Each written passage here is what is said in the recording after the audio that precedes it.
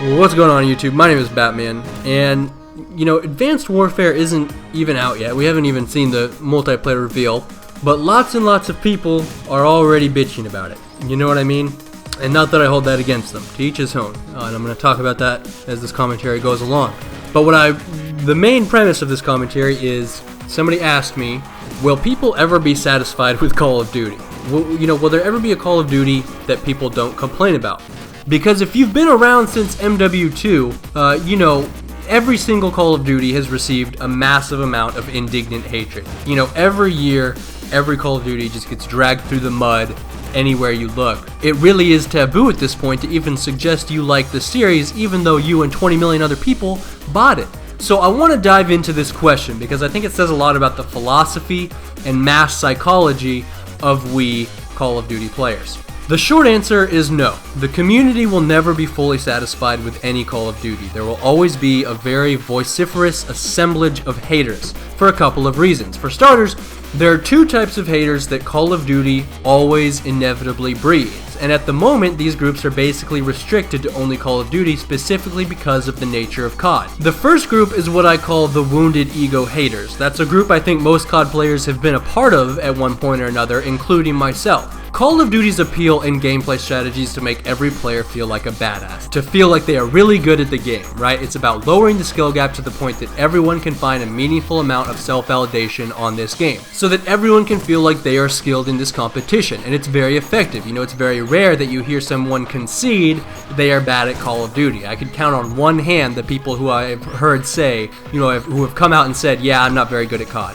And that's after 5 years worth of conversations with other COD players in-game and on forums and YouTube comments and all that. So most people consider themselves an expert, or at least above average at this game. But the problem is, there will always be winners and losers in life and COD, even when the skill gap is compressed to the absurd point that it is.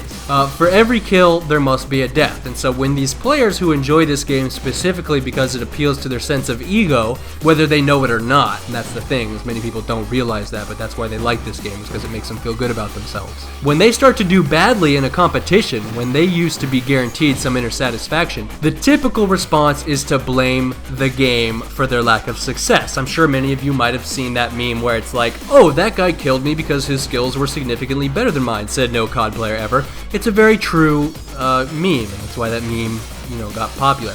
And when that happens, these disgruntled players are basically trying to rationalize their lack of overwhelming success by delegitimizing the game itself, if that makes sense. And I'll use myself as an example. On MW2, I considered myself the greatest COD player of all time, as did probably 20 million other people. But when Black Ops 1 came out, I stopped being good. It was because it was a different game. And I remember feeling so frustrated. How could I be so good and now be so bad?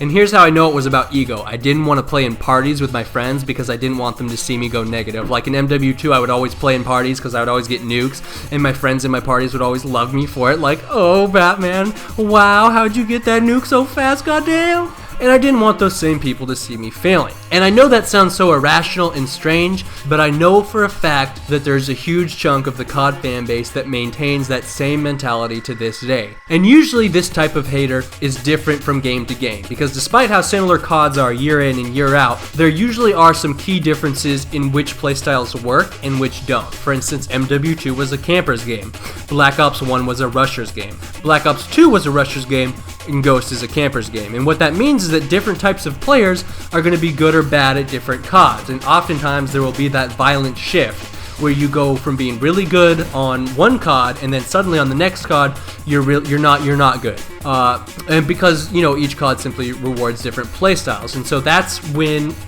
people get frustrated with the game, and that's why people tend to really hate one COD and then not hate a different COD. You know what I mean? The hate is restricted to COD, an entire, it's not like parts of the game, it's like they hate this game They like this game. You know what I mean? There's no middle ground. Now, I like to think I've grown out of that group, but I know in some ways I haven't. Obviously, I've spent literally hours worth of YouTube videos bitching about COD, and I don't think that all stems from doing badly, but some of it certainly does. I won't deny I fared a lot worse in Ghost than I did in Black Ops 2. Now, the second group of haters are generally not COD players at all. Oftentimes they used to be, but have simply grown tired of the series and moved on. They hate Call of Duty for the same reason people hate on Kim Kardashian. People don't like it when what they perceive as a low-quality product does extremely well or is extremely popular, and I'm sure we've all had this reaction to something before, whether it's COD, or Kim, or Bieber, or Lil Wayne, or Ali A, and White Boy 7th Street, or fossil fuels still serving as our primary energy source. And there are two underlying feelings that drive it, and it's instinctual. For one, it seems kind of like a scam.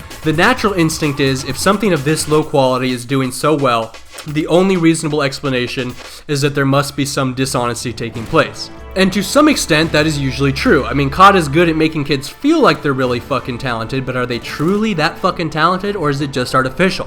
Was Kim's wedding to that basketball player just a massive cash grab publicity stunt? Along those same lines, I think people feel it is inherently unfair in some ways. Like, Kim Kardashian gets to live a pretty extravagant, laid-back, and comfy life, and her massive fortune basically comes from her just living out that extravagant life on film. That feels fundamentally unfair to someone working construction 40 hours a week and still struggling to keep up with the bills. The same mentality can be seen in the way some people feel about huge YouTubers making massive amounts of money basically just playing video games all day.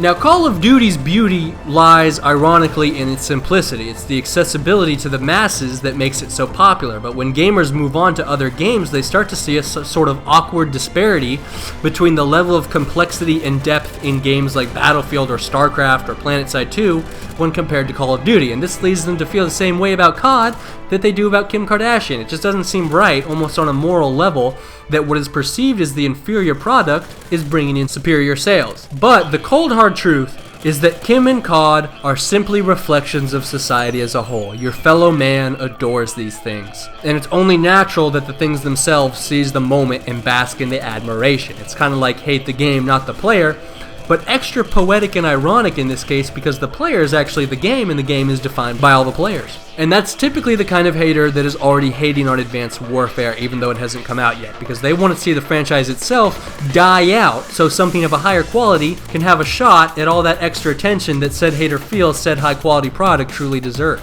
So these kind of haters will always exist, and I think many COD players, including myself, fall into one of those two categories at one point or another, temporarily or permanently. It's really just an inevitable byproduct of the nature of Call of Duty.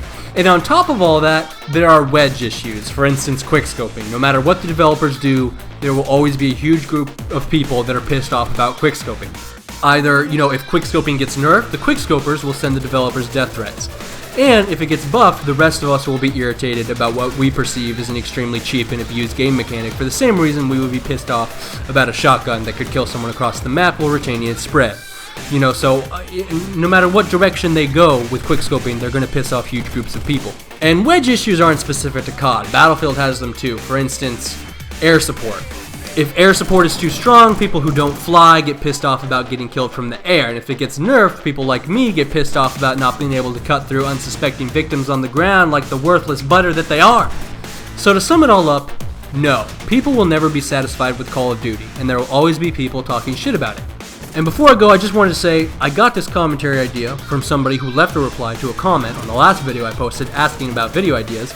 And it's really challenging for me sometimes to pull calm ideas out of my ass, because if I'm going to do something, I want it to be fucking meaningful and dope, not some worthless half-ass shit I put up just for the sake of putting it up, So on that note, if you have commentary suggestions, I'm going to start leaving a comment on every video asking for commentary suggestions, and you should reply to that comment with your suggestion, capiche capiche, and it has to be a reply, because if you leave a random comment, I might not see it, because at this point I get a lot of comments on a lot of different videos daily, and it's hard to keep track of it all, but I can monitor one little reply thread thingy, so yeah, please remember to rate the video. This is Batman, signing out.